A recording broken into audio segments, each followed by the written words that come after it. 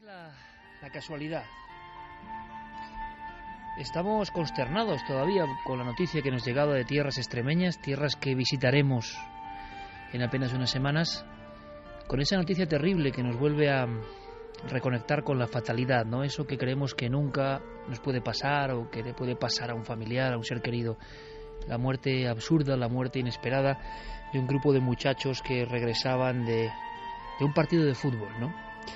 Esto no estaba preparado ni mucho menos, pero precisamente una muchacha de la misma edad y extremeña era la protagonista esta semana de Milenio 3. Qué casualidades que seguramente no signifiquen absolutamente nada, pero que nos hacen recordar a esos muchachos y de alguna forma estoy seguro que en ese pueblo hoy absolutamente marcado por la tragedia, por el dolor, por la irresponsabilidad de algunos, ¿no?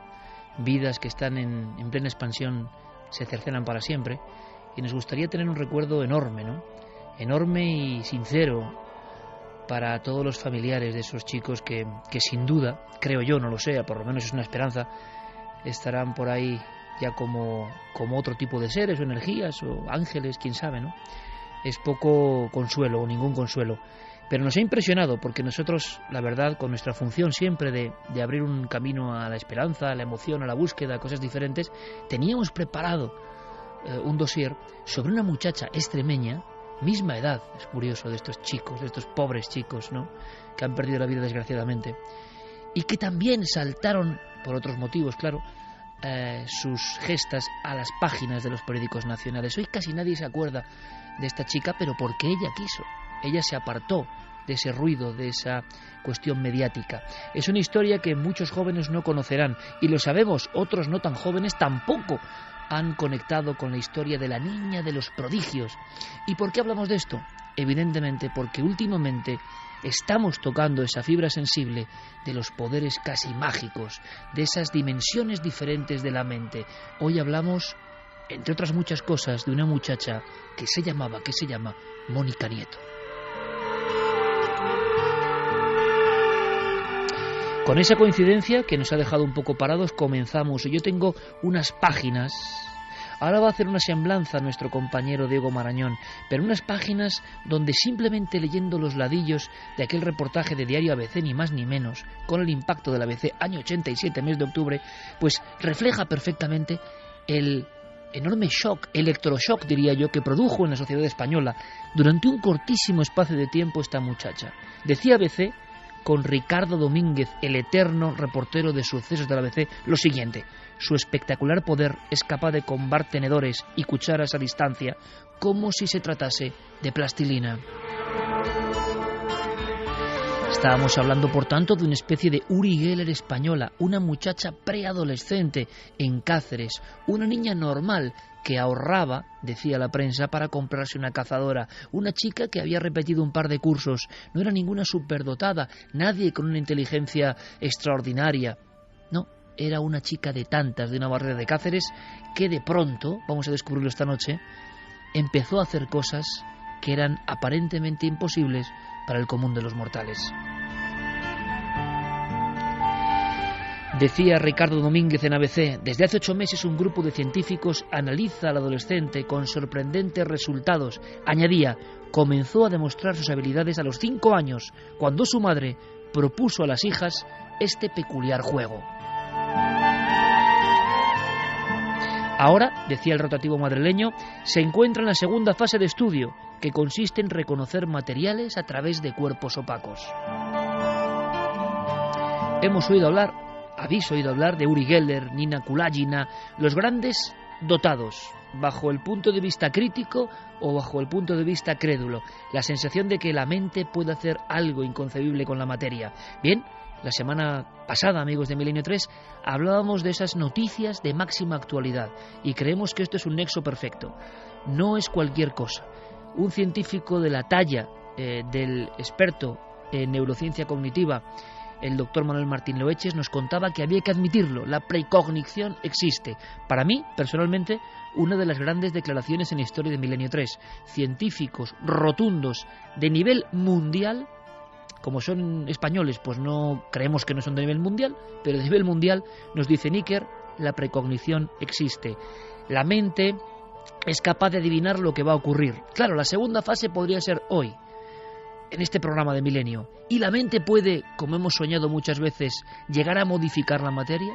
¿Ciertas ondas impulsadas por ciertas mentes de verdad que serían capaces, no de adelantarse en el tiempo, sino de, por ejemplo, doblar una lámina de metal?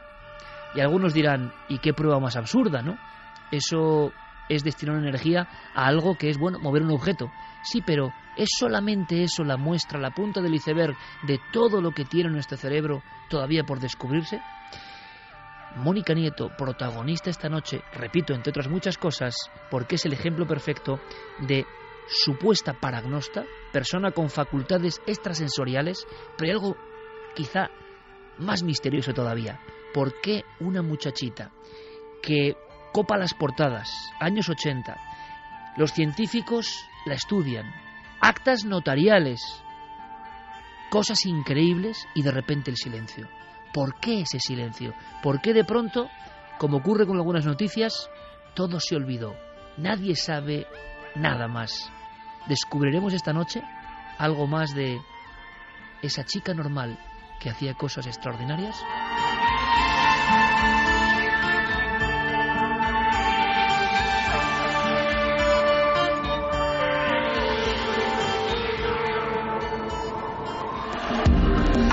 Nunca antes habías estado tan cerca de lo desconocido. Milenio 3. Cadena Ser.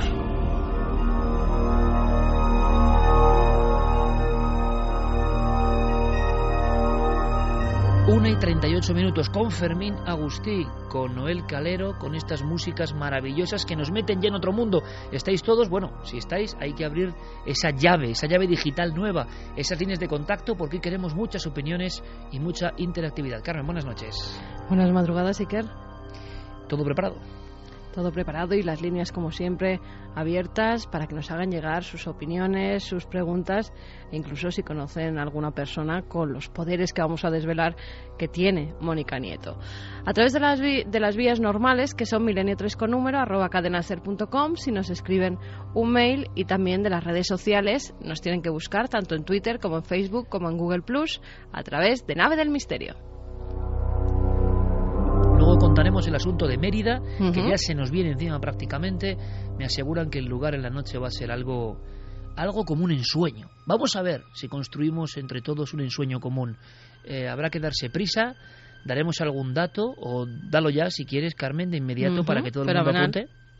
Pues sí, el lunes 12 de mayo a las 10 de la mañana se podrán reservar las entradas. Son completamente gratuitas, que mucha gente, a pesar de que lo hemos dicho, dice que si hay que pagar algo, que ellos pagan, que no, que son completamente gratuitas. A ver, vamos a repetirlo, gratuitas. Después de decir esto, muy de las redes sociales, ¿cuánto cuestan? Es muy típico también, ¿no? Pero gratuitas. Repetimos fecha, lunes 12 de mayo a las 10 de la mañana, a través de tiquetea.com, a través de esa web, tiquetea.com, pueden reservar las entradas. Después hay un número de teléfono, se ponen en contacto con ese número de teléfono y entonces ya tienen su entrada seguro. Cada persona que llame tiene 2 entradas. Y si la gente vive en Extremadura, pues a esa misma hora podrán ir a reservar en las emisoras de Cáceres, de Badajoz, de Plasencia, de Mérida, de Don Benito y de Villanueva de la Serena sus entradas. No son muchas entradas, hay que decirlo, hay que darse prisa. Me informa Fermín Agustí que como máximo 2 entradas por persona. Y bueno, pues toda Extremadura invitada, Anfiteatro de Mérida, el terreno, el terrario de los gladiadores, y ahí estaremos el 31 de mayo, en plena noche, como digo, con el universo por techo. Va a ser increíble y sí recomendamos rapidez porque sabemos luego lo que pasa. Es un aforo limitado, evidentemente, y ojalá tengáis muchísima suerte. Entradas gratuitas, queda muy claro. Así que, si os parece, lo que hacemos es iniciar este camino en navedelmisterio.com y en ikerjimenez.com, todo preparado, con Diego Marañón y Guillermo León. Y es precisamente Diego Marañón quien pone el ladrillo inaugural de este programa. Con un reportaje, no lo digo en ladrillo en el aspecto de que sea largo y pesado su reportaje, más bien todo lo contrario, sino que estamos construyendo una especie de edificio. Mónica Nieto, años 80, la paragnosta española, la niña de los prodigios. ¿Qué hacía? ¿Qué ocurrió? ¿Qué hemos logrado descubrir? Yo creo que os va a interesar. Es menuda, vivaracha y sonríe constantemente, quizá para dibujar unos profundos y graciosos hoyuelos en su rostro. Así comienza la crónica que el diario ABC dedica el 25 de octubre de 1987 a la protagonista de una increíble historia que en ese punto lleva ya meses derrumbando las estructuras mentales más escépticas. Una historia que, sin embargo, tiene su origen varios años antes. Es la mayor de los 3 hijos de un humilde matrimonio de Cáceres. Los pequeños, junto a su madre, observan los coletazos de un momento televisivo que acaba de conmocionar al país. Sin más pretensiones que las propias de un juego, la mujer propone a sus hijos que intenten emular a ese joven israelí que tiene a toda España pendiente de sus supuestos poderes psíquicos. 2 de los niños no obtienen ningún resultado, pero al comprobar la cuchara sobre la que Mónica ha estado concentrándose, la sorpresa es mayúscula. Está claramente deformada. Javier Sierra. La verdad es que me quedé muy sorprendido. Si se trataba de un truco de prestidigitación, Mónica lo hacía muy bien, pero yo no tenía razones para sospechar eso, y menos de una niña tan joven como era Mónica en aquel tiempo.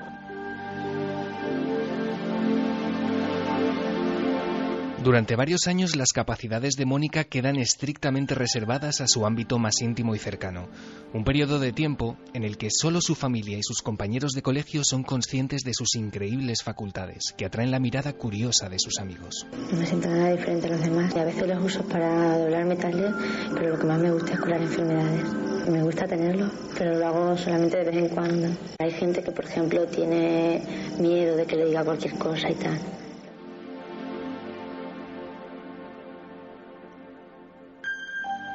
Es en febrero de 1987 cuando el Centro de Estudios Parapsicológicos de Extremadura se interesa por su caso. Mónica acepta que los integrantes de una comisión creada ex professo le realicen profundos exámenes. Algunos de ellos tienen lugar en el Hospital General de Cáceres y se utilizan los más diversos métodos, incluyendo electroencefalogramas o la aplicación de electrodos de aguja bajo la piel. El equipo multidisciplinar encargado de la investigación está formado por un psicólogo clínico, un doctor en medicina especialista en epidemiología, un psiquiatra, un doctor en ciencias físicas, un químico, una diplomada ATS y 3 parapsicólogos. No es una cosa que yo digo, bueno, sí, y ya está, ¿no? O sea, que yo he querido hacer pues una demostración de que es cierto para que nadie pueda decir que es mentira.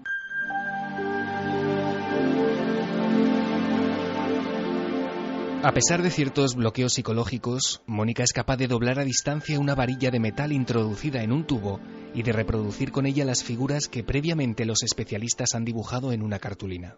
El porcentaje de éxito en las pruebas de psicoquinesis alcanza el 85%. La niña consigue incluso doblar metales a 50 centímetros de distancia y con una pantalla de cristal entre ella y las muestras. Aún así, surgen algunas críticas en torno al procedimiento utilizado. Enrique de Vicente. Hay que dejarles libertad a los niños y a los muchachos para que no se sientan controlados. Pero si tú le dejas un tubo metálico con determinado tipo de metales, es posible, y eso se demostró en la Sociedad Española de Parapsicología, doblarlos golpeándolos de una forma adecuada si son metales muy finos. Ha habido otros fuera de este sector que sí dieron por válido el caso de Mónica Nieto, pero eso va a ser cuestionado siempre a nivel científico. Por eso no dio un salto el caso de Mónica Nieto dentro de la Parapsychological Association.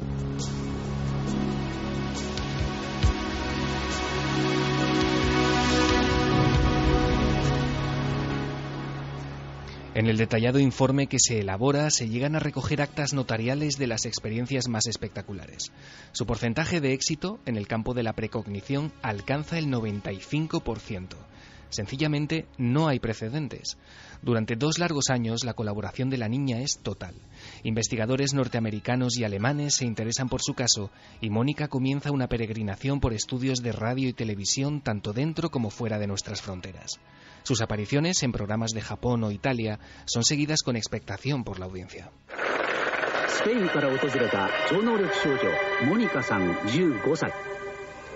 Chiaroveggenza. ¿Colores? Sí. ¿Sí? Gris. Grigio.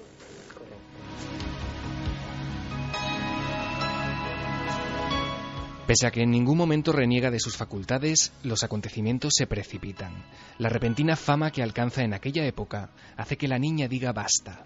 hastiada de una exposición pública no siempre voluntaria y de ser vista como un mero espectáculo para algunos medios de comunicación, Mónica opta por un férreo silencio que nunca ha vuelto a romper desde entonces. Supongo que Mónica al fin y al cabo era una niña y no quiso verse implicada en esto. Su familia dio un paso atrás, ella desapareció de la escena pública y los que nos apasionaba su historia y estábamos pendientes de las investigaciones, pues terminamos un tanto frustrados. El hecho de que aparecieran los medios de comunicación es definitivamente negativo. Yo durante décadas a los testigos les he recomendado no aparecer, por muy periodista que yo fuera, porque he visto las desgracias que se abatían sobre los testigos. Acababa convirtiéndose al final en un circo.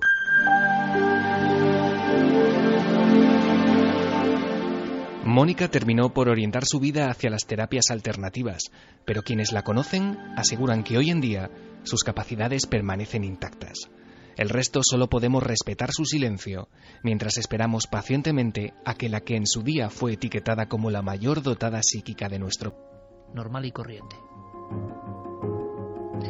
Y yo hablaba de Ricardo Domínguez, el sabueso de los sucesos de ABC. En cierto momento, él, en su crónica, parece perder la objetividad, en el sentido de que la propia Mónica hace algo que le acaba por convencer. Dice: este es un fenómeno, por otro lado, que quizá pueda ser objeto de escepticismo por parte de muchas personas, aunque quien redacta estas líneas se vea obligado a asegurar con todo rigor que la pequeña Mónica no solo dobla objetos metálicos con la mente, sino que además él mismo, se refiere al periodista evidentemente, quiso realizar de motu propio uno de esos experimentos y obviamente con la ayuda mental de la niña logró torcer un tenedor simplemente acariciándolo como si el objeto metálico fuera plastilina. Hay muchas preguntas y muchas cuestiones. Una niña de apenas 12 años, de 12 a 14 años, esa franja manejaba la prestidigitación con esa maestría. Es cierto que hubo actas notariales, que hubo científicos, es tan fácil engañar a los científicos. Hemos sabido de casos en torno a médiums importantísimas, pero ya muy ajadas, ya con mucha carretera, ya con mucha historia, ¿no?, en su biografía. Pero una niña, ¿ha habido casos similares? Quizás solo los casos del primitivo espiritismo pueden adjuntarse a la categoría de fraude o engaños. ¿Qué pasó con Mónica Nieto? Clara Tauces, compañera, buenas noches. Muy buenas noches, Iker. Tú estuviste conociendo de primera mano, yo no llegué a esta historia, y tú sí, y yo creo que por eso tu testimonio es fundamental, como el de un buen, queridísimo amigo extremeño que va a estar ya, o está ya con nosotros, perfectamente, me dice Fermín Agustí, que sí, vamos a saludarle. Gonzalo Pérez Arro, buenas noches. Hola, buenas noches, Iker. Te agradezco muchísimo, porque sé que te meto en una faena a estas horas, porque has tenido un día muy atareado, pero sé que esto es importante, porque es parte de esa Extremadura mágica, además, que vamos a celebrar juntos en Mérida el 31 de mayo, y que realmente hay tantos misterios, primero en torno a Mónica, en sí, a los poderes que tenía, y luego en torno al increíble silencio, porque de ser un caso con estas características, bueno, pues es un caso que yo creo que no tiene parangón a nivel mundial. Clara tiene algunas estadísticas. Saludamos, por supuesto, a Santiago, Santi Camacho, compañero, buenas noches. Buenas noches, Iker. Y Javi Pérez Campos, buenas noches. Buenas noches, Iker. Ojo, hacemos un llamamiento, si quieres, ya en un retazo brevísimo, porque si esto es de película, la niña que junto a la madre ve hacer un juego y parece que tiene poderes paranormales, vamos a intentar descubrirlo. Lo que está pasando en algunos lugares de Sevilla también es de película de terror de otro tipo, de aquellas películas de arañas en concreto. Si no os gustan las arañas, si tenéis aracnofobia, es mejor que no escuchéis el tema que viene a continuación. No por nada, no queremos alarmar, pero está ocurriendo algo y queremos pedir también ayuda e información desde este mismo instante en las redes sociales. Sí, está ocurriendo en la localidad de Dos Hermanas, en Sevilla, concretamente en el barrio de Montequinto. Allí están alarmados, muy alarmados, por la presencia en gran cantidad de un tipo concreto de araña muy venenosa que ha producido daños tremendos en las personas que han sido víctimas de estas picaduras. Y de hecho, Iker, hay una escena que, como tú decías, es muy de película, y es que decenas de farolas, de murallas, de fachadas de edificios han sido empapeladas por unos carteles en los que aparece una fotografía de esta araña tremenda y un mensaje que dice: aviso importante, la plataforma por la mejora de Montequinto y vecinos informan, La araña reclusa parda, altamente venenosa, se está extendiendo por el barrio de Montequinto. Bueno, pues será bueno además poner puntos y IES, ¿no?, en el aspecto de tampoco causar un miedo tremendo, porque esta araña creo que es de la fauna lógica de nuestro país. Se están dando informaciones diversas y es verdad que nos ha llegado una gran cantidad de información de personas muy asustadas, y se produce ese efecto de película de invasión de animales que no son muy conocidos y que sí están generando cierto daño, pero ojo, ¿no? Vamos a informar, porque aunque sea un tema que toca de refilo en el misterio, es el misterio sociológico, ¿no?, de cómo una barriada, como varios pueblos, porque son algunas poblaciones, están con ese miedo, ¿no? Cuando la araña parda reclusa parece que siempre ha estado ahí. ¿Qué estará ocurriendo? Vamos a investigarlo. Clara, vamos con esos informes sobre Mónica Nieto, porque los números, si se pueden decir casi como aldabonazos, sorprenden si son así como nunca en otro dotado que hayamos conocido, ¿no? Sí, porque además en estas pruebas que se le practicaron a Mónica durante prácticamente 2 años, muchas de ellas se hicieron ante notario, ¿no? Entonces, en la primera fase de la investigación... Hubo de verdad actas notariales. Sí. Y además, a ver, otra cosa es que yo... estos porcentajes me parezcan demasiado altos, ¿no? Pero realmente, yo por lo que tengo entendido, estas investigaciones se llevaron a cabo con personas que tenían amplios conocimientos, era un equipo multidisciplinar, ¿no? Había psiquiatras, había psicólogos, médicos, en fin. Pruebas en el Hospital Central de Cáceres nos sorprende, ¿no? O sea, nos parece increíble hoy. Sí, y bueno, de estas pruebas se empezó haciendo una primera fase que eran pruebas de experimentos PK, que bueno, sería pues para que nos entendamos el poder modificar de alguna forma la materia, ¿no?, con la mente. Entonces, en este caso ya lo que hacía, ya tenía un poco la fijación de utilizar los tenedores, que era con lo que había empezado, y sin el tenedor no podía, o ella creía que no podía realizar estos doblajes de metales, ¿no? Sin embargo, se hicieron pruebas con contacto, es decir, tocando el tenedor o cucharas u otros objetos metálicos, y de las 325 pruebas, 272 fueron positivas. Repite eso, Clara, por favor, sí. Porque yo creo que estamos hablando de unos números, luego lo comentamos, únicos en la historia, si son así. Pues eso, exactamente. De 325 pruebas, experimentaciones de intentar doblar algún tipo de metal, principalmente tenedores, cucharas, etcétera, 272 resultaron positivos, y lo curioso es que Mónica, una vez que los había doblado, lo que hacía era retornarlo a su forma original, y esto lo conseguía en un 90% de los casos. ¿Esa laminita volvía a convertirse en una especie de...? No era todavía láminas, eran, como te digo, tenedores, cucharas... Perdona, eran los enseres primero, antes de las piezas sobre el tubo de ensayo. Exacto, ¿no? Porque ella tenía un poco esta cosa de que decía que ella no podía, que no creía que le saliera, porque ella proyectaba unas imágenes mentales, ¿no?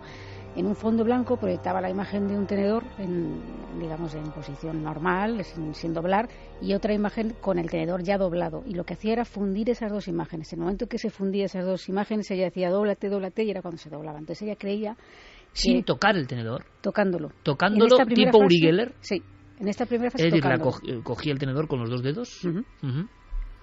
Pero luego hubo otra fase, cuando ya ella se pudo soltar y practicar con otros metales, como decías antes, con varillas, con láminas y con barras de metal, de diferentes metales, con contacto de nuevo.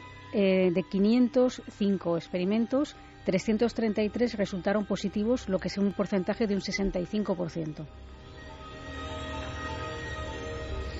Gonzalo, hablamos de números, años 80, Extremadura, una niña cacereña absolutamente normal, todo empieza como un juego, se interesan determinados investigadores, estos porcentajes, no sé, ¿qué opinas tú como investigador extremeño que siempre ha estado cerca de cualquier acontecimiento extraño en la región?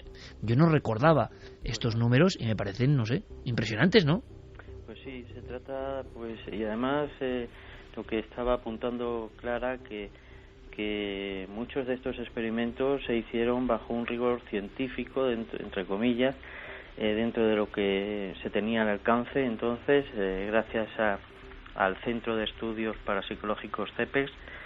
Y bueno, pues al contrario de lo que podríamos conocer de Uri Geller, en este caso sí existió un control y una estadística y lo que decíamos, actas notariales que están a disposición de cualquiera. Actas notariales donde se demostraba que algo ocurría. Vale, más cosas, Clara. Sepamos más experimentos. En esa misma fase, las últimas pruebas se hicieron ya sin contacto. Es decir, se introducían las varillas o los trozos de metal dentro de un tubo de ensayo que además era verificado, unos eran de plástico, otros de cristal, traídos desde un laboratorio, se sellaba ese tubo, además se analizaba luego fotográficamente con una macrofotografía para ver que ese precinto no se hubiera abierto de ninguna de las maneras. Y los investigadores cogían y realizaban algún tipo de dibujo, es decir, pues le decían, tienes que hacer una onda, tienes que hacer otro tipo de convertir ese metal en ese dibujo que ellos... O sea, no solo deformar el metal, no solo doblar el metal, sino que el metal, por ejemplo, se asemejase a las figuras de las cartas Zener, una onda, un círculo, un lo que sea. O lo que ellos decidieran. O un 8 o lo que fuese. Sí. Y en este caso se hicieron 50 pruebas, de las cuales 28 fueron positivas, estamos hablando de un 56%.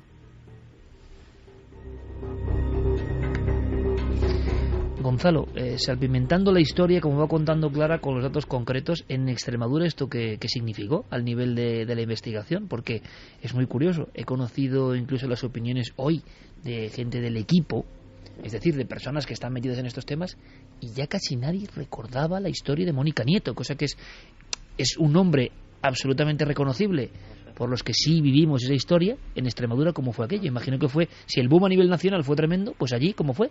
Pues una revolución en torno a la figura de Mónica Nieto, tanto en la sociedad como en los investigadores. La verdad es que también eran unos años en los que ocurría de todo, la investigación era pasional en torno a fenómenos extraños y el fenómeno OVNI, y el caso de Mónica Nieto pues era tener un tema tan cercano y de primera mano, pues algo con lo que soñábamos todos. Y el seguimiento a través de la prensa regional pues fue exhaustivo, era casi a diario la portada con Mónica Nieto. O sea que los diarios regionales de Extremadura fueron informando de las proezas de esta chica. Sí.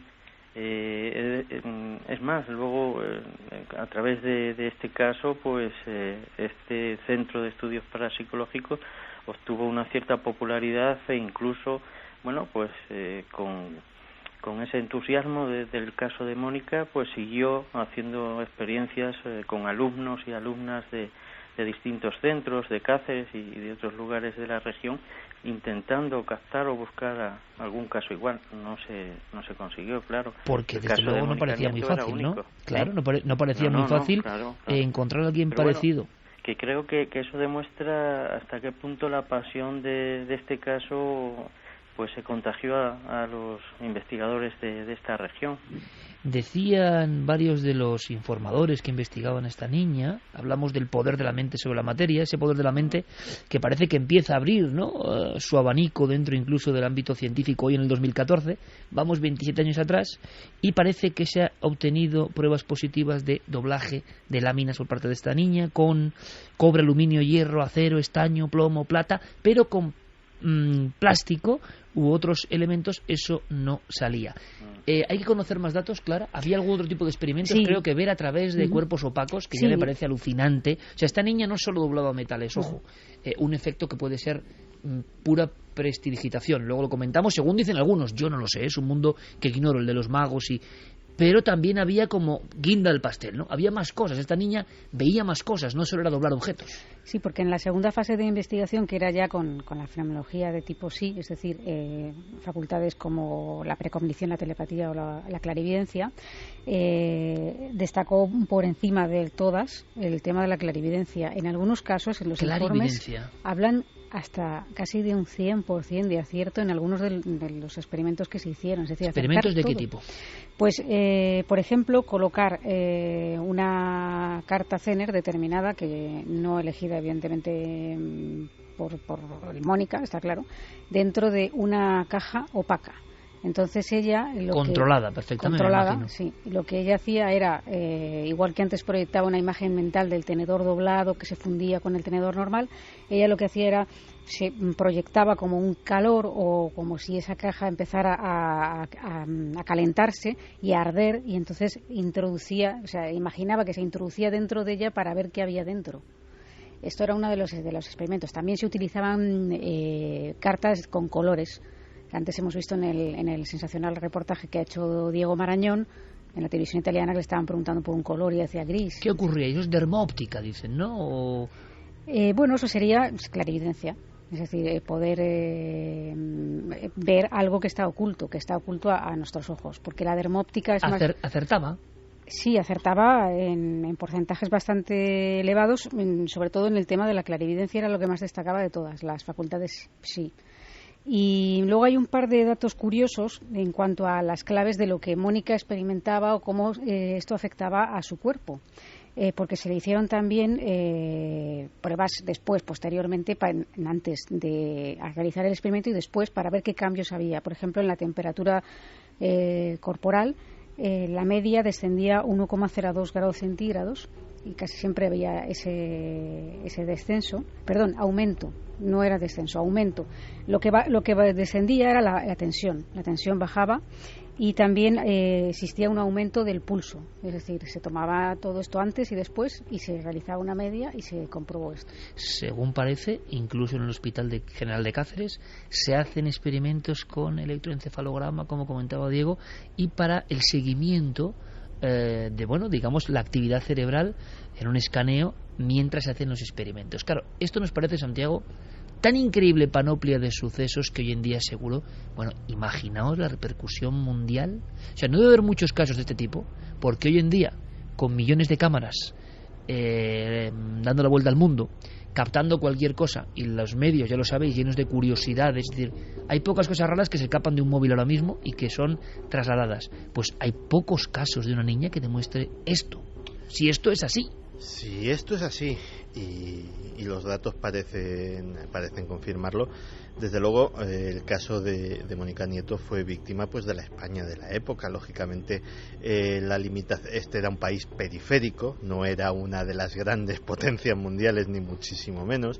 Era un país en el que los medios de comunicación tenían ciertas limitaciones, no había internet, solo había una televisión, etcétera, etcétera, y que no estaba precisamente centrado el ojo del mundo en nosotros, con lo cual si esto hubiese sucedido hoy día, probablemente sería un caso de repercusión mundial. Dicho lo cual, no quiero omitirme de expresar la profunda envidia que me dan las personas que participaron en aquellos experimentos, porque ver algo así y tener la certeza, haciendo todos los controles pertinentes, de que lo que estás viendo es real, es algo que te pega tal patadón en tus creencias que varía tu imagen del universo, tu imagen de ti mismo y tu imagen del ser humano. Así que, una más que nos hemos perdido, Iker. Bueno, pero tenemos buenos amigos para recordarlo, y sobre todo nos interesa también, aparte de estos prodigios, no sé si tú destacarías alguno más, Clara, antes de pasar al silencio. Hemos hecho una batería de algo que nos parece prodigioso, en un entorno como el Cáceres del año 87, una persona absolutamente normal. Si hablamos de trucos, ¿qué clase de trucos eran estos, no? ¿Qué facultad era esa? ¿De dónde había aprendido la niña este ilusionismo? Si es que es esto, porque imagino que los más escépticos siempre pensaron en esa posibilidad. Antes de que Gonzalo nos abra la llave de qué pasó después, o sea, qué ocurrió después de las portadas y después de la fama, ¿cómo es posible que un ejemplo de poder de la mente tan increíble se pierda o desaparezca, o ya no se hable? ¿Qué ocurrió? ¿Qué pasó? ¿Cómo pudo ser?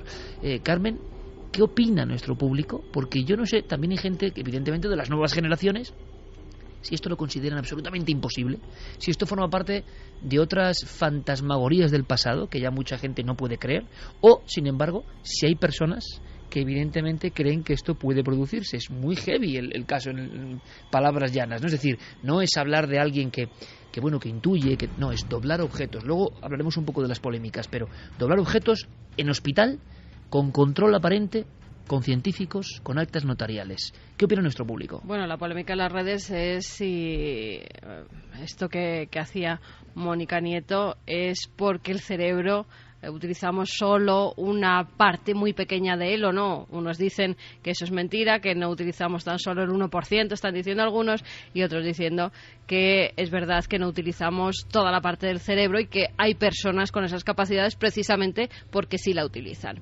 Vamos con mensajes. Rosa Álamo decía: la mente es capaz de hacer prodigios que todavía desconocemos. ACB: qué manía de experimentar con las personas extraordinarias. Por más que experimenten, los científicos no los creerán. María José Pulido: se dice que cuanto más se desarrolla la precisión de los instrumentos de medida, más pequeños son los objetos movidos. Miguel Delgado: ¿pudo existir una transportación de energía de Uri Geller hacia Mónica? Claudia Domingo dice que se perdió un caso tan impresionante por los comentarios de la gente y del que pensarán. Entidad oscura: yo creo que estas personas saben controlar y enfocar los impulsos eléctricos cerebrales para realizar estos doblamientos.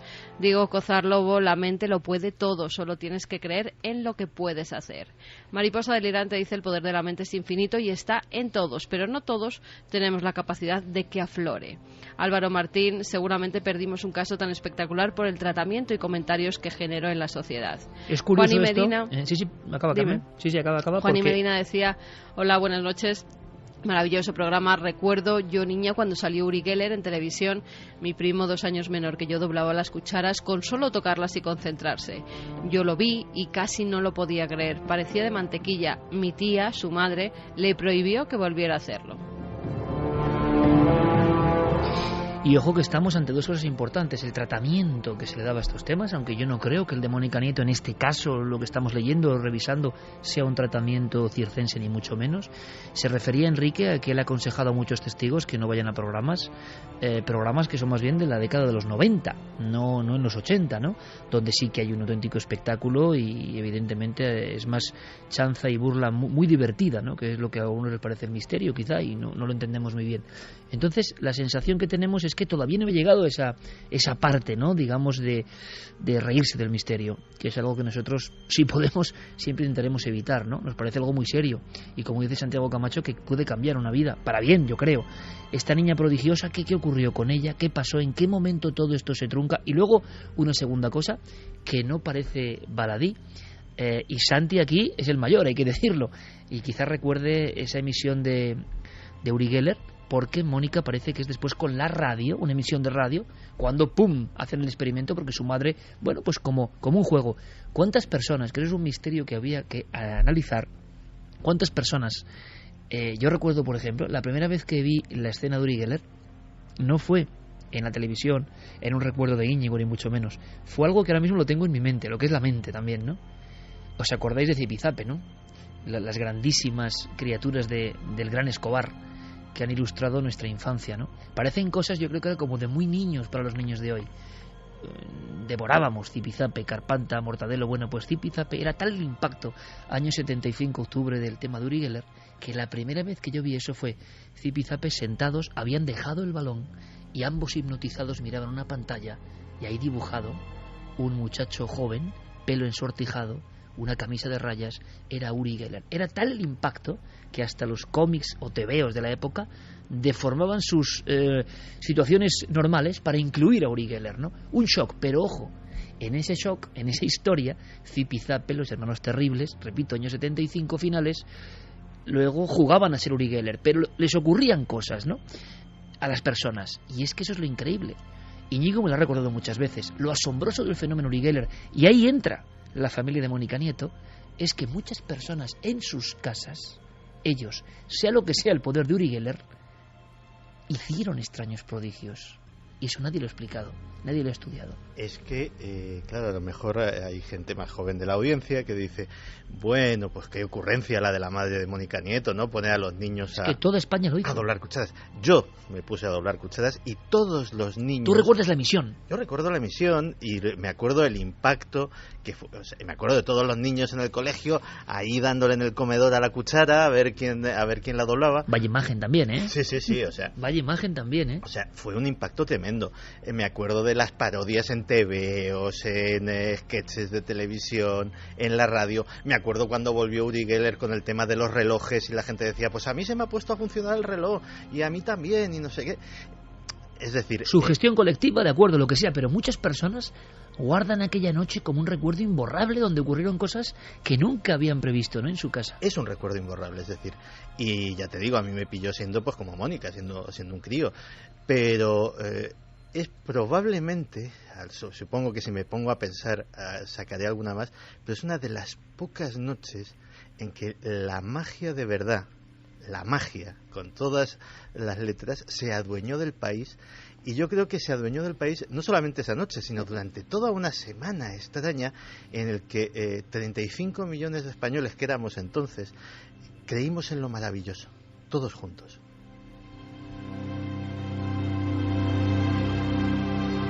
Está muy emotivo Santiago hoy, ¿eh? Está haciendo unas pinceladas históricas, que también esto es historia, claro que sí. Porque al final muchos pensarán qué hacía Uri Geller, que no hacía con su poder, y yo pregunto un poco más allá, ¿y qué generó Uri Geller, oiga? Yo no sé lo que era, pero ¿qué generó en la gente? ¿Les hizo maravillarse? ¿Les hizo creer? ¿Les hizo expandir los límites de lo que era su lógica cotidiana y quizá muy reducida? ¿Eso cómo se cuantifica? Eso no es un fraude, eso ocurrió de verdad. Las personas se envolvieron de esa magia aquella noche.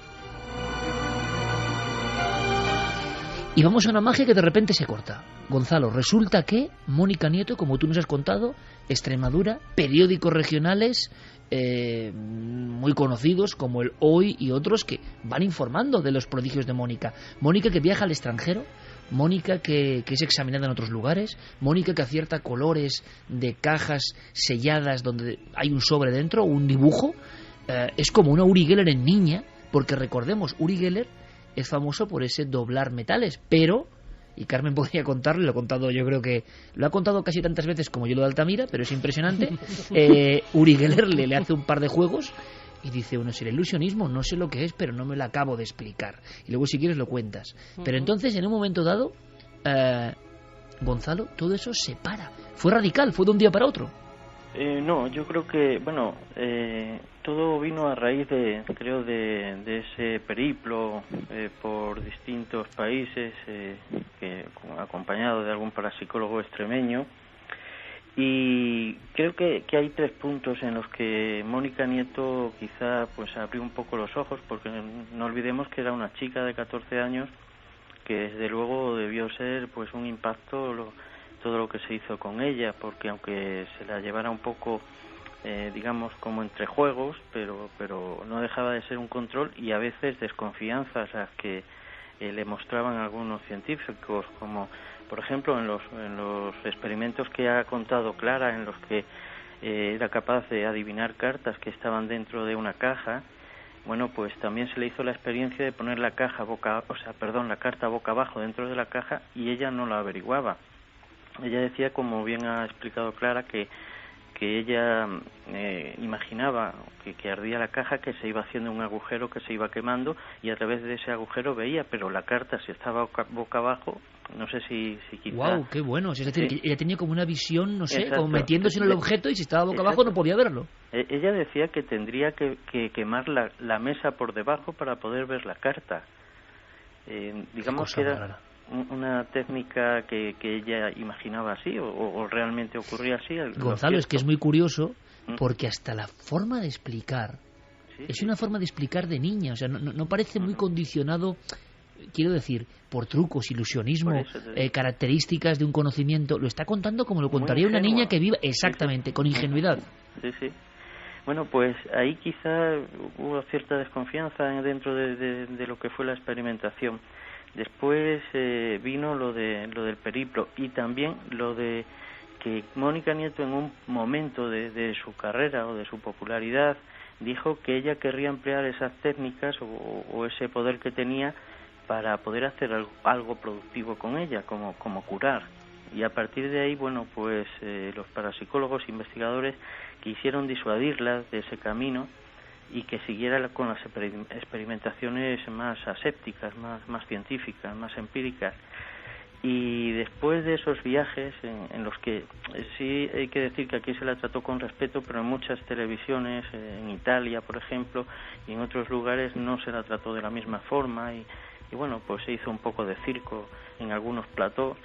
Y yo creo que... Qué raro, ¿verdad? Que se haga circo en un plató de raro, es raro. Mira que me cuesta creerte, pero... y ahí ya, bueno, pues supongo que es bien la familia o ella.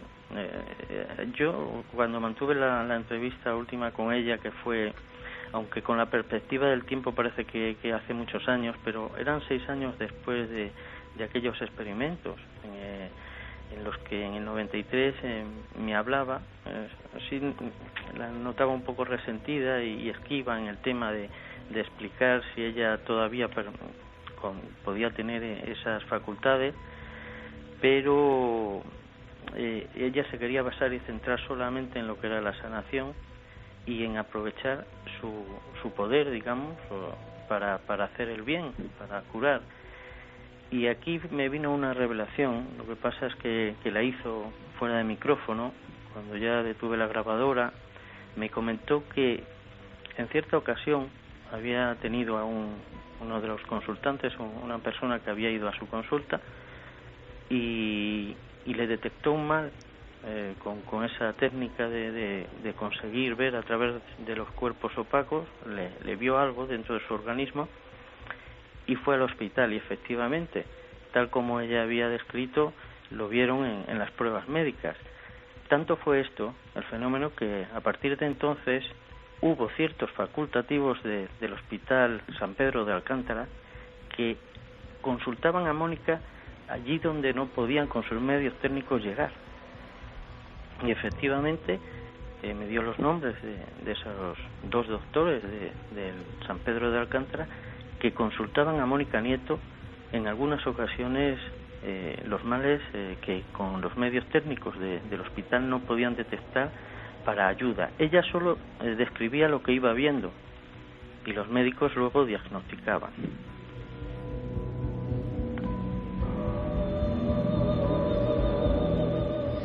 Pues yo creo que nuestro amigo Gonzalo Pérez Serrano se acaba de dejar de piedra, porque son datos que ya dices, bueno, ¿será posible esto? ¿Será posible en la España de los 80?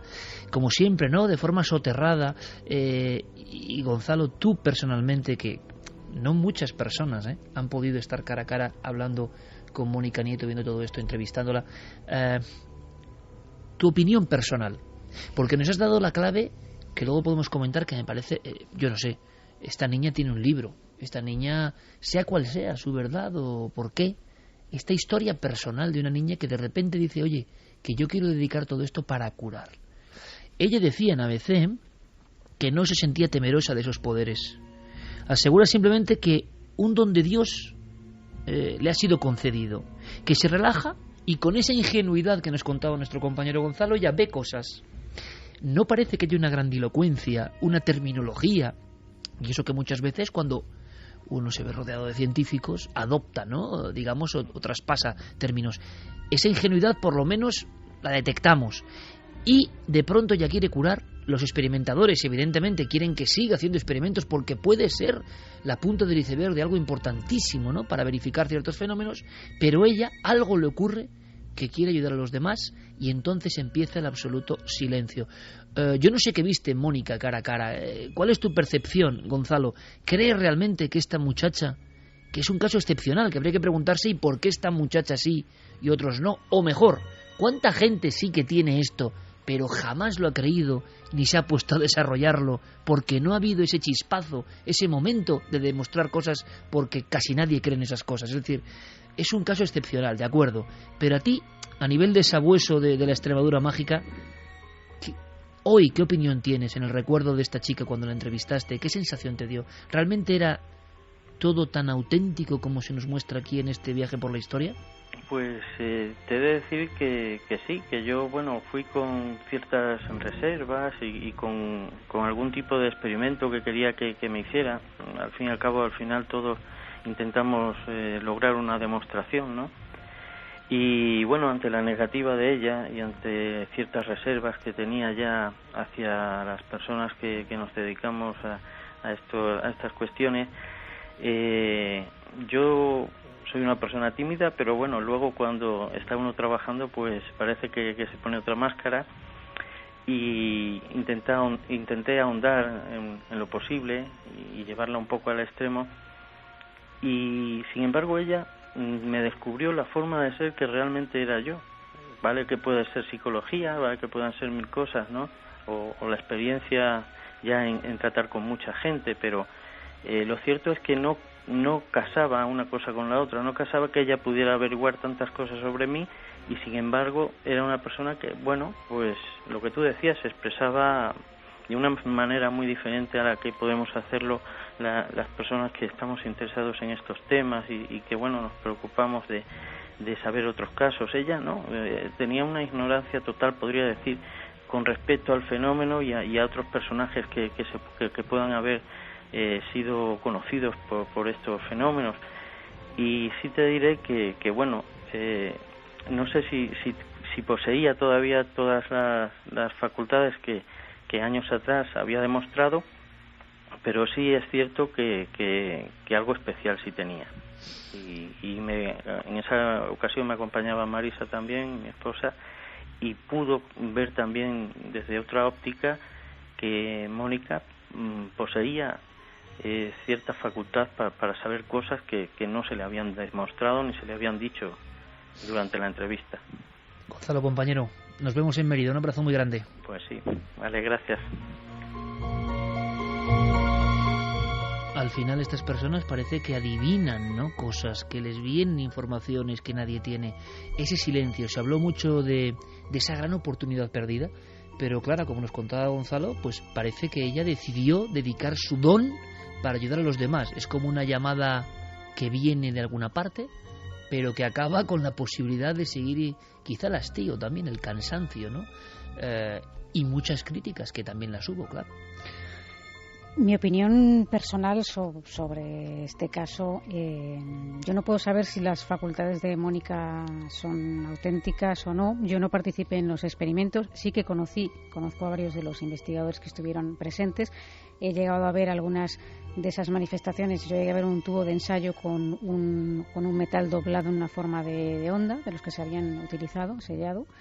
Y también tuve la oportunidad de conocer a Mónica en el año 88 en un congreso que se realizó en Cáceres. Tú llegaste a conocer a Mónica en el 88, o sea, en plena vorágine también. Sí, en plena vorágine, y me pareció, bueno, ella era más joven que yo, hay que decirlo, pero me pareció realmente una niña, y una persona, incluso te diría que hasta tímida. Después... ¿Tenía algo en la mirada? ¿Tenía algo especial? A mí me pareció una niña absolutamente normal.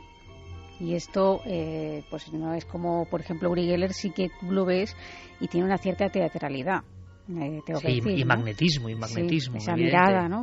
Mónica no tenía eso. Yo no detecté eso, por lo menos en aquella época, que me hiciera pensar ningún tipo de malicia. También hay que decir que, bueno, parece que cuando no se demuestra nada, porque es que no se han hecho pruebas, no se ha demostrado, pero cuando se ha demostrado, se han hecho pruebas ante notario. Yo no digo que todas esas pruebas se hayan hecho con una rigurosidad excepcional. Pero que algo pasaba. Porque también estábamos en otra época, había medios diferentes, se hizo lo que se pudo, también me consta, pero creo que bueno, hay una serie de informaciones y tal que hacen que pensar que evidentemente algo extraordinario en ella, que no se ha repetido a lo largo del tiempo en otras personas, por muy sensitivas que hayan sido, que ha sido más de tipo puntual. Y yo particularmente creo entender el por qué Mónica se apartó un poco de todo esto, ¿no? Nosotros contactamos con ella esta semana y tengo que decir que ella pues fue muy amable.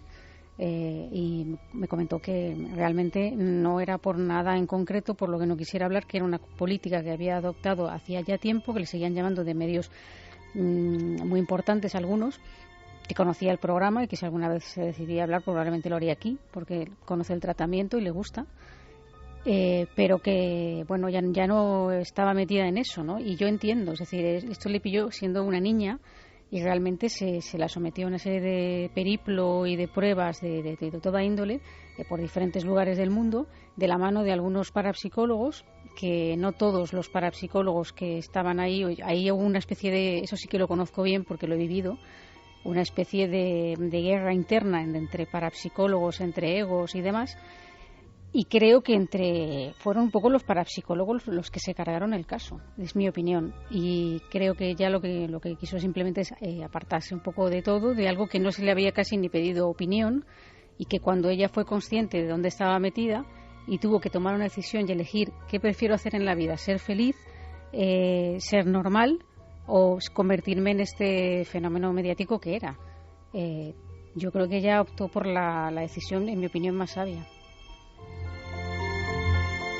Y al parecer sigue ejerciendo, ¿no? Esa, no sé si consulta o no sé, pero sigue dedicándose a sus cosas anónimamente en Cáceres. No me lo ha confirmado ni me lo ha desmentido ni me ha especificado nada sobre eso. Sé que ella tiene el herbolario y que en el herbolario pues bueno se dedica un poco a estas terapias alternativas. Esto último yo no lo puedo confirmar porque no lo sé.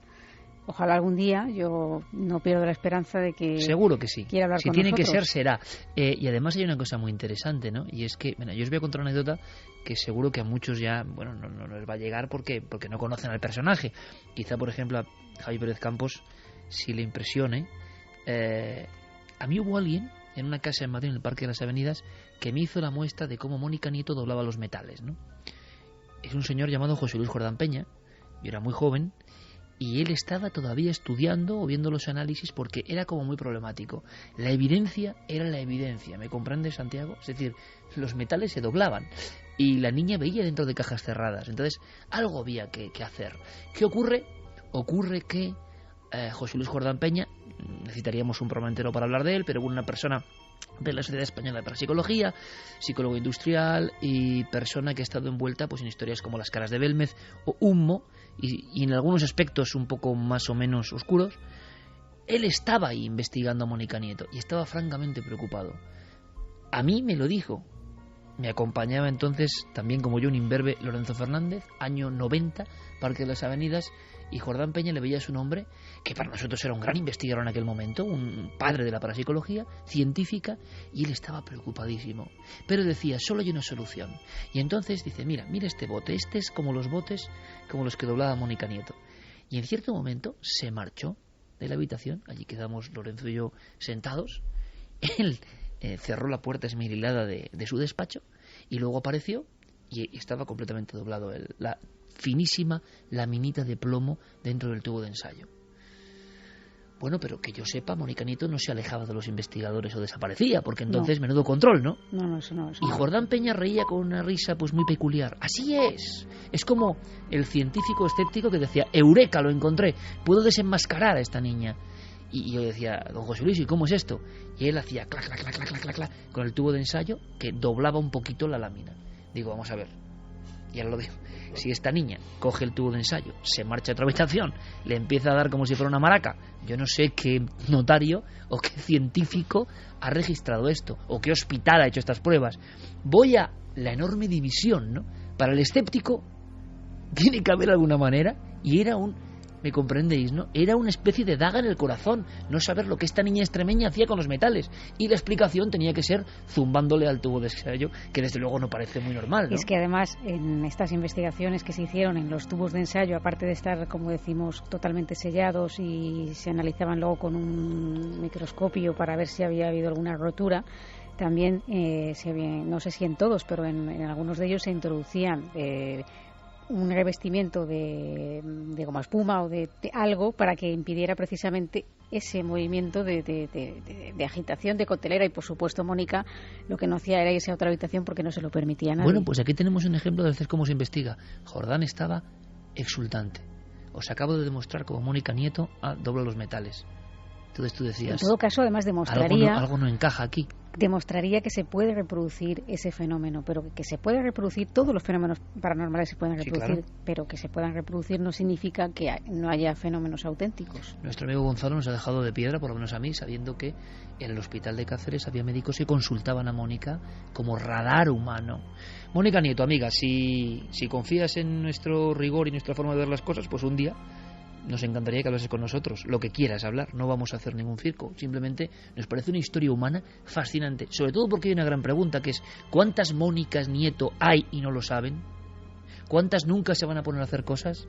¿Cuántas nunca van a querer demostrarlo porque no creen? ¿No? ¿Y cuántas Mónicas Nieto hay y no lo sabemos nosotros?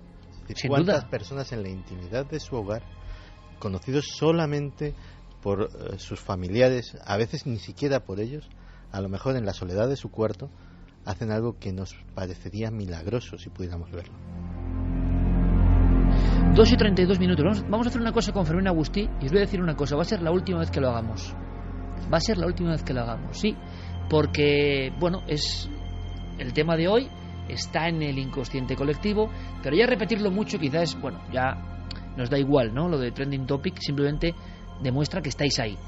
Va a ser la última vez que lo hagamos, Fermín. Yo sé que quitamos un clásico, pero para no cansar tampoco a la audiencia, pero en este momento... Pues en este momento, Milenio 3 es Trending Topic en Twitter. A partir de lo dejaremos en el misterio, ¿no? Cuando somos... Si además lo que importa es que estéis con nosotros, muchas gracias, Fermín, como siempre. Porque algunos pueden pensar que es un poco de ego, ¿no? Y tampoco. Simplemente gracias por estar ahí. Y sobre todo lo que pasa con Milenio, que yo creo que hay más oyentes el domingo y el lunes que el sábado. Pero bueno, eso nos gusta también, ¿no? Este programa es de largo alcance y si mucha gente está descubriendo ya Mónica Nieto, nos encanta. Que ahora me voy preparando ya los mensajes para cerrar este tema, pero yo os voy a contar rapidísimamente una historia. ¿Hay algo parecido? Hubo algo parecido. Joaquín de Argamasilla nació en 1905. Su padre, fijaos qué curioso, fue marqués de Santa Cara, fue el presidente de la Sociedad Española de Estudios Metapsíquicos, que sería la parapsicología de hoy. En fin, el niño Joaquín Argamasilla empezó a demostrar poderes. Cuando uno ve lo que hacía Argamasilla, se da cuenta que es Mónica Nieto, pues 80 años antes. ¿Qué ocurrió con él? Bueno, recientemente nuestro querido compañero Pablo Villarrubia ha seguido su pista, la pista de su historia, de tantas historias perdidas, ¿no? De personas que de repente parece que veían a través de cuerpos opacos y eran capaces de doblar metales y de adivinar cosas. Es curioso también, es como si el prototipo de paragnosta, de persona con poderes, es capaz no solo de hacer una cosa, es como que se ha aproximado a otro velo de la realidad y controla varias cosas. Esas cosas puede que en cierto momento desaparezcan, o no. Argamasilla, ¿cuál era su poder? Pablo, nos lo cuenta. Controlado por un notario, además, que observaba toda la secuencia de hechos, metían un papel dentro de una caja de madera generalmente, escribían algo en ese papel o generalmente un recorte de prensa, se cerraba la caja y él, con las manos extendidas, los brazos estirados y los ojos vendados, hacía un esfuerzo para ver a través de esta caja. Según, por ejemplo, Valle Inclán, él comentaba que su mirada atravesaba la rendija de la caja, entraba como una lámina de acero finísima, se quedaba con la imagen que había en la caja y luego volvía a doblarse y volvía a salir de la caja. Esa era la visión, digamos, un poco metafórica, ¿no? La explicación que intentaba dar Valle Inclán a esta mirada como penetrante, ¿no? Que penetraba por dentro de la caja. 2:35 observaba Clara Tahoces sonriente y escuchando con mucha emoción estas declaraciones y llegando a la misma conclusión que llegáis seguro muchos de vosotros ahora mismo, que es que estamos hablando de lo mismo. Argamasilla, a su manera, Valle Inclán creía que era como una lámina que se metía y podía ver el objeto dentro de la caja tal y como estaba. Curiosísimo, ¿verdad? Sí. Es lo mismo del fuego o de las imágenes mentales de Mónica Nieto. ¿Será una forma de aproximarse a ese poder? Pero hay un poco más. También hubo sus críticos. No ha cambiado mucho la historia. Críticos que le atacaron duramente. Él hacía sus demostraciones, pero muchos pensaron, a lo Jordán Peña, que eso era puro ilusionismo, ¿no? Hubo algunos críticos, sí. Por ejemplo, hubo un psiquiatra llamado Rodríguez Lafora, era muy importante, discípulo de Ramón y Cajal, que dudaba totalmente de esta capacidad, de esta visión de metasomoscopia que tenía Argamasilla, y incluso le desafiaba en algunos periódicos, ¿no? Diciendo que aquello posiblemente no podía ser un truco. Y mientras que un oftalmólogo importante de la época, Manuel Márquez, por ejemplo, decía que aquellas sesiones tenían pocas garantías científicas, que no había un control riguroso de esta persona, de Argamasilla, ¿no? En cuanto al método y a la forma como se le vendaban los ojos o cómo él llevaba a cabo estas sesiones. Incluso le retó ni más ni menos que el famoso Harry Houdini. En el Estados Unidos de aquella época, en la Gran Manzana, Argamasilla y Houdini, que era un hombre muy resentido con los médiums, videntes, espiritistas. Había perdido a su madre y se había convertido en un feroz crítico, ¿no?, de estos personajes que, según Houdini, y así eran la mayoría, comerciaban un poco con el dolor de las personas y acudían a sus consultas para tener un mensaje, ¿no? Bueno, eso lo hemos visto hasta hace muy poco, ¿no? Tener un mensaje del ser muerto que se ve con una gran nitidez. Evidentemente, la inmensa mayoría, seguramente no todos, fraude. Entonces Houdini dijo, este Argamasilla, que me lo traigan. Y cara a cara veremos si esto es poder auténtico o no. Lo que hacía Argamasilla era prácticamente idéntico a lo que habéis escuchado de Mónica Nieto. ¿Cómo acabó aquel duelo con el mago más famoso de todos los tiempos posiblemente y con el hoy olvidado Joaquín de Argamasilla? Entonces, reunidos allí en Nueva York, delante de la prensa, de un grupo abultado de científicos españoles también, de una comitiva española que había viajado con Argamasilla, incluido su padre, Marqués de Santa Cara, llevó a cabo algunas sesiones en que exactamente intentaba, ¿no?, a través dentro de una caja, leer lo que las personas del público habían puesto y además también leer a través de los famosos relojes de tapa las horas que marcaban las agujas, ¿no? Aparentemente habría conseguido adivinar los contenidos, ¿no?, de estas cajas cerradas de ojos vendados, pero Houdini dijo que todo aquello era un truco y que él tenía, tenía cajas trucadas en las que le permitía a él, por ejemplo, ver el contenido abriendo un poquito esa caja, o incluso relojes trucados en que también podía rápidamente abrir ese reloj y leer las horas. Sin embargo, esta es, digamos, la opinión de Harry Houdini, y en España periódicos como el ABC daban toda la razón a Argamasilla, diciendo que él sí poseía verdaderos poderes paranormales. Hoy es una noche de casualidades. También ABC participaba en el reportaje principal de la historia de Mónica Nieto. Pero ¿os dais cuenta de una cosa? Cambiad Houdini por Jordán Peña, Mónica Nieto por Argamasilla. Nos da igual el tiempo transcurrido. Ciertas pruebas, creíbles o no, ahí dejamos el criterio a cada uno. Pero luego está la parte escéptica, la parte que quiere derrumbar al hombre o mujer que tiene poderes y que a veces lo hace con argumentos y otras sin argumentos.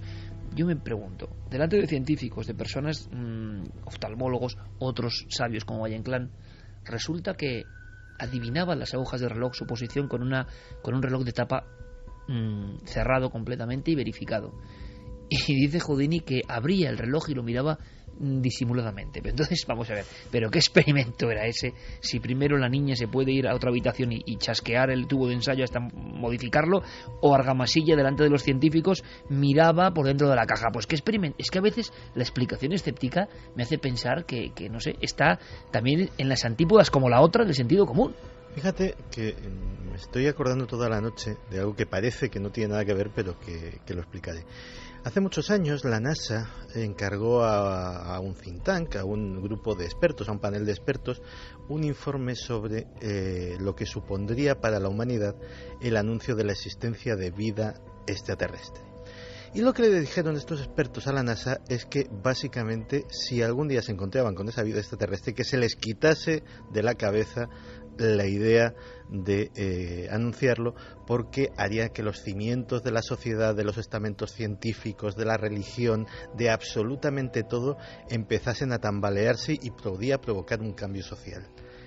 Imagínate que se verificase taxativamente que alguien, un ser humano normal y corriente, como tú, como yo, como cualquiera que nos escucha, es capaz de hacer cosas sobrehumanas.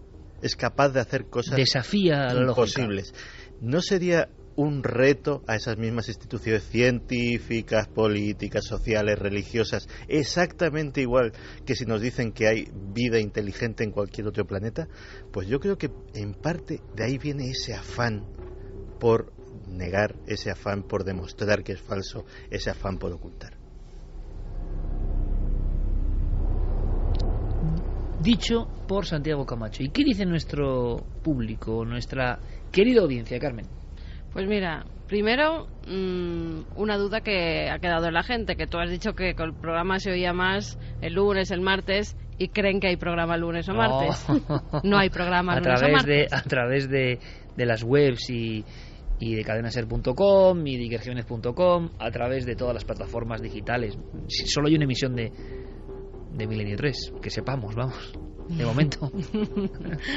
Raúl nos dice, es esencial recordar la extraña desaparición del investigador del cerebro y facultades Sí, Jacobo Grinberg. Sí, señor. Darvos dice, ¿se sabe si algún oftalmólogo estudió los ojos de Mónica para saber si eran iguales a los de cualquier otra persona? A nivel oftalmológico parece que no, ¿verdad, Clara? No tengo constancia de ello, creo que no. La pregunta también surge porque Diego ha puesto una foto simplemente de los ojos de Mónica y la verdad es que dan una sensación de claridad, de limpieza que te extraña, incluso siendo una niña de su edad. Son unos ojos... Tiene una expresión especial, ¿verdad? Totalmente. JMGS dice, la mente es poderosa y es capaz de muchas cosas inimaginables, clarividencia, telepatía, telequinesis. Para mí somos capaces de ello. David Guerrero, en referencia a lo que tú decías, sí que dice que en la revista Psicamma de la Sociedad Española de Parapsicología apareció un artículo de Jordán Peña donde relataba algunos de los trucos que según él usó Mónica Nieto en algunos de los experimentos a los que la sometían. Uno de ellos, para doblar metales dentro de tubos de ensayo, consistía en coger los tubos, moverlos fuertemente, como has dicho, en un descuido y parar el brazo en seco de forma que la lámina de metal impactase contra el propio tubo y se doblaba. Esto es bueno, menudo descuido. O sea, estaban todos los científicos mirando para otro lado, tomándose una copa de brandy, no sé, yo no lo acabo de entender muy bien, pero oye, si así lo dice Jordán Peña... En el mismo artículo comenta algunos trucos más que parece que descubrió Jordán en su análisis de Mónica. Dice que siente no tener a mano ese número para comentar esos otros trucos ni las otras estrategias que usaba. Leonardo Moore, hay tanto farsante que aprovechan la fascinación de todos por este tema que a alguien con ese poder le es casi imposible hacerse creer. Lucía Pinazo dice, estoy segura que Mónica sigue utilizando su don para ayudar a los demás. Antonio Rubio, pues si esta niña solo quería ayudar, sanar y hacer bien a los demás, y eso de las críticas a ella seguro que es por envidia. Usako Utada, si yo tuviera ese don jamás me expondría al público, siempre habrá quien no te crea y desacreditará sin inmutarse. Miguel Delgado, ¿le hubiera funcionado el truco de la cuchara o el de los relojes a Uri Geller a través de la radio? Fue a través de la radio realmente. Lo que le ocurre a Mónica Nieto es una emisión de radio, ojo. Diego lo ha ilustrado con la televisión, pero luego hay algunas reposiciones y algunas invitaciones de Uri Geller a programas célebres de misterio de la época, y en uno de esos programas es cuando la familia conecta, ¿no? Precisamente no es la noche masiva de octubre del 75 por televisión. Akasha dice, si fuésemos conscientes de todo lo que hace nuestra mente de manera inconsciente, no sabríamos encajarlo y no enloquecer. Miguel Marín, es un fraude. Si se pudiera utilizar esas fuerzas, ya se habrían utilizado con fines militares. José Manuel sí, quién Estudillo, sabe si no se emplean, ¿no? Esa es la gran cuestión. ¿Qué sabremos nosotros? José Manuel Estudillo preguntaba que qué pasó con los que practicaban la telequinesia en la Rusia soviética, qué pasó con el experimento de USA para influir en la vida de personalidades soviéticas a través de fuerza psíquica. ¿Estará Mónica en los archivos de la NSA y de la CIA como Uri? Bueno, eso dará para otra historia, Santi, pero resumiendo, casi todos fueron víctimas de este mismo olvido, curioso olvido, aunque parece que en algunos casos más forzado que otra cosa, ¿no? Sí, de hecho, el caso más célebre es Nina Kulagina, que efectivamente pues cualquiera ahora mismo en YouTube puede poner ese nombre y ver una serie de filmaciones de los años 50 y 60 absolutamente asombrosas en los que esta mujer parece manipular a través de la telequinesis una serie de objetos. Y bueno, esa investigación que a los norteamericanos les inquietó mucho, toda esa investigación soviética en las fuerzas psíquicas, efectivamente en algún momento cayó en el más completo de los olvidos. Y Clara nos quiere comentar. Sí, y eso que en este caso hubo un juicio y Nina Kulagina lo ganó. Es verdad. En este caso, claro, vemos a una persona de la órbita soviética con años ya. Yo me quedaría cerrando el asunto de Mónica Nieto con que cada uno piense lo que quiera, como siempre, libremente. Puede quedarse uno más tranquilo pensando, evidentemente, en una serie de trucos, ¿no? Prestidigitación. Como ahora estamos acostumbrados a ver a magos que en la tele hacen de todo, pues esta niña de Cáceres con 12 años, imagino que podría tener algún conocimiento. Hay que ver sus frases, su forma de hablar, hasta su rostro, para darse cuenta en el universo en el que vivía Mónica Nieto. Una niña normal y corriente. Para mí lo sorprendente es que una niña normal y corriente de repente se le empieza a excusar de todo tipo de trucos para los que hace falta mucho estudio, mucha destreza y mucha capacidad. Y esa niña de Cáceres, pues Era una superdotada del ilusionismo. Muchos incluso dentro del mundo del misterio, ¿verdad, Clara? Se quedarán mucho más a gusto pensando que sí, evidentemente, y borrando de un plumazo toda esa historia humana tremenda. Ilusionismo, lo describe todo y lo explica todo. Bien, yo no digo que no sea así, digo que me sorprende enormemente sabiendo lo que es Cáceres, año 87, ese mundo, esa España, esa niña, un caso único. Si hubiese 200 Mónicas Nieto, uno podría pensar que hay una forma de acceder a esos trucos. Pero de momento, que sepamos, solo ha estado esta niña. En la historia de un fenómeno realmente singular que hemos querido aproximaros a todos porque la semana pasada empezábamos con ese dossier sobre la precognición. Ella también parece que tenía ese don, o lo tiene. Lo que viene ahora, y no queremos alarmar, repito, pero es una realidad, es de película de otro tipo de miedo, un miedo inquietante, porque veréis, dice siempre el doctor Cabrera, que la fobia a las arañas, en concreto las arañas, nos viene del cerebro reptiliano, de lo más profundo, de lo más interno, de esa especie de músculo, entre comillas, claro, que nos conecta con nuestro pasado más ancestral. Y digo entre comillas porque me entendéis perfectamente, ¿no? No es que sea un músculo, sino que la sensación casi es como de una bomba que está ahí pulsando y que nos emite, nos irradia sensaciones que no sabemos de dónde vienen. Parece que cuando éramos mucho menos evolucionados y a veces nos refugiábamos en los árboles de algunas bestias, dicen algunos doctores, en el árbol, el animal que venía a picarnos, el animal que nos amedrentaba es la araña. Y por eso la araña ha quedado en el mundo de la magia, en el mundo de la simbología, pues como siempre, con muy mala fama. Por eso ha habido películas que ese terror nos lo trasladaban a casa. Lo increíble es que eso está pasando en España y queremos contarlo aunque sea brevemente para recabar información. Atherton. ¿Sí, doctor Atherton? Soy Ross Jennings, soy médico en medicina general y tengo un problema que puede estar relacionado con arañas. Usted parece ser la máxima autoridad en la costa oeste, o bueno, en cualquier costa, según parece. Doctor Jennings, permítame decirle que de vez en cuando surge una alarma médica en un pueblo, alguna epidemia inexplicable, y es muy cómodo culpar de ella a las arañas. ¿Sabe usted que en cada media hectárea de terreno suburbano hay entre 50 y 60.000 arañas? ¿Y que cada araña come unos 100 insectos por año? O sea, que consumen unos 5 millones de insectos anualmente en media hectárea. Piénselo bien, doctor. Tal vez el planeta fuera inhabitable sin las arañas. Doctor Atherton, no tengo nada contra las arañas, pero ha habido 3 muertes en este pueblo, y mucho me temo que va a haber alguna más. Nos vamos a una zona concreta de Sevilla. Como decía Javi Pérez Campos, se está empapelando la zona con auténtico miedo. Yo no sé si es un miedo excesivamente impulsado por la dinámica de la información de hoy en día, ¿no? En que cualquier noticia, ¡pum!, salta. Pero es verdad que como fenómeno sociológico nos interesa, y también para pedir un poco de precaución y recabar información. Estas voces son de vecinos, Javi, que están sufriendo las consecuencias. Sí, incluso han aparecido agrupaciones de vecinos solicitando ayuda, por ejemplo, a Salud Pública, a la Universidad de Sevilla, solicitando recogida de ejemplares en las casas, porque ya se han encontrado más de 11 que tienen recogidas en esta asociación, y son muchas las personas que las han visto incluso, por ejemplo, en sus cuartos de baño. Si quieres, vamos a escuchar algunas de esas voces. Han aparecido unas arañas y hubo un caso muy grave en una niña del bloque 30, le picó una araña, no sabían que era una araña, pero después ya lo identificaron y necrosa el tejido celular, llega hasta casi el hueso, tuvo muchos problemas, estuvo ingresada. Hay un chico afectado de otra zona de Montequinto y también pues ha tenido que pasar por el quirófano. Hemos averiguado que hay ya varios casos registrados que han tenido que sufrir injertos de piel, entonces ya el problema, digamos que se hace más grave. Y en 4 días tenemos en casa ya 8 ejemplares.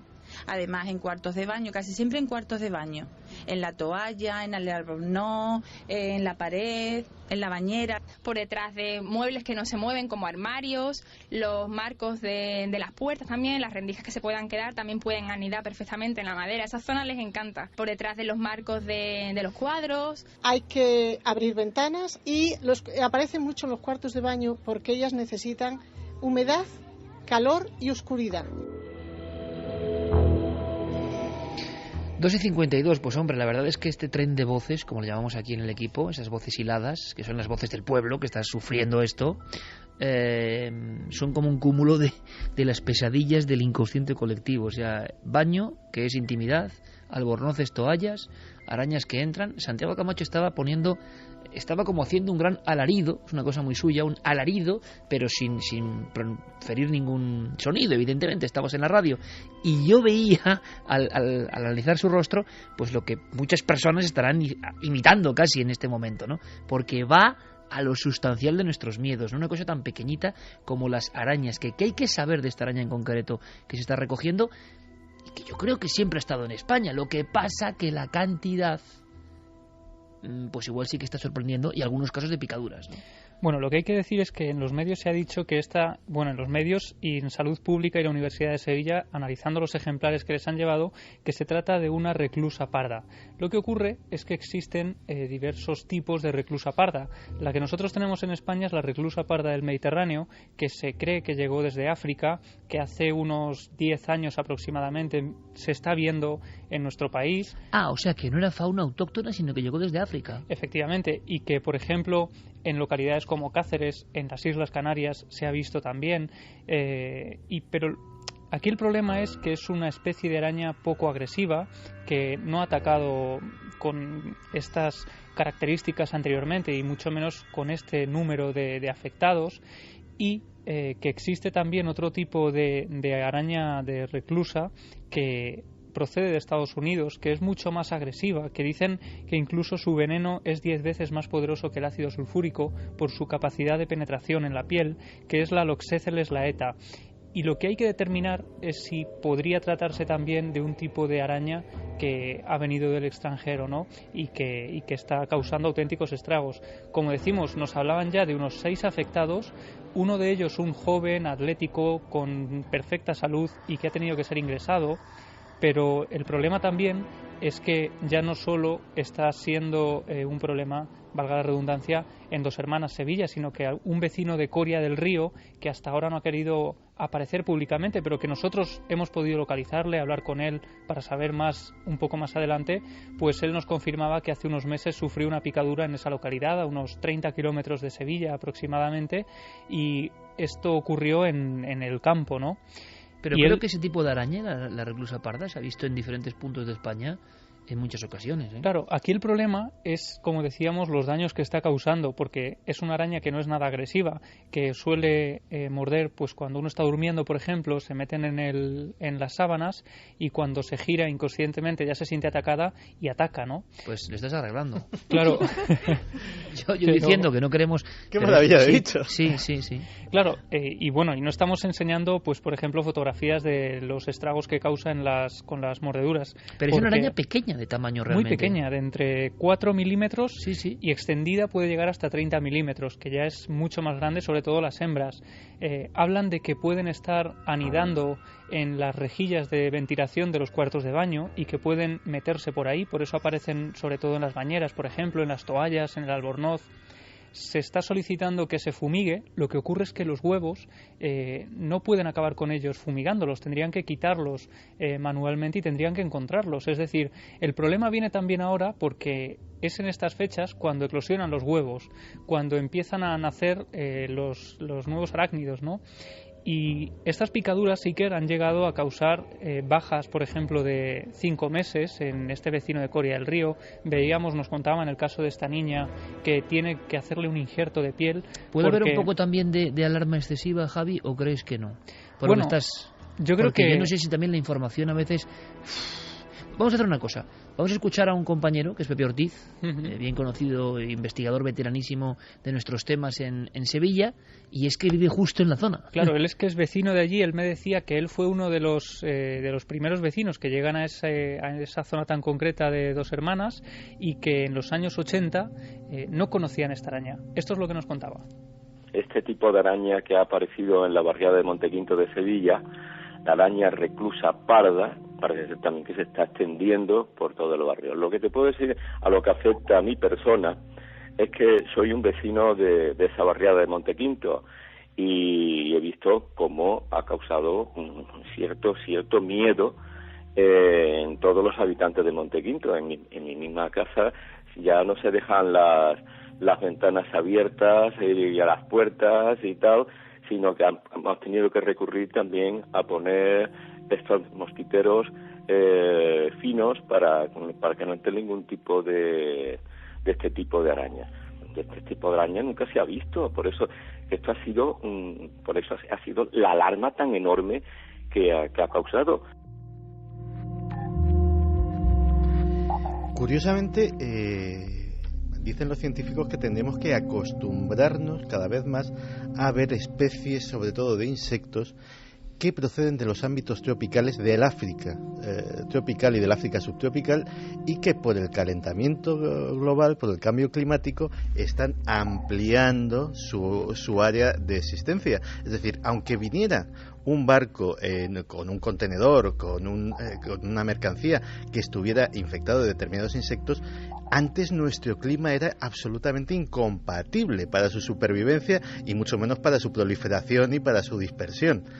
Ahora nuestro clima se empieza a parecer más a su clima ideal, con lo cual ese ejemplar o esos 2 o 3 ejemplares que vienen sueltos por casualidad, de repente encuentran un lugar idóneo para aclimatarse.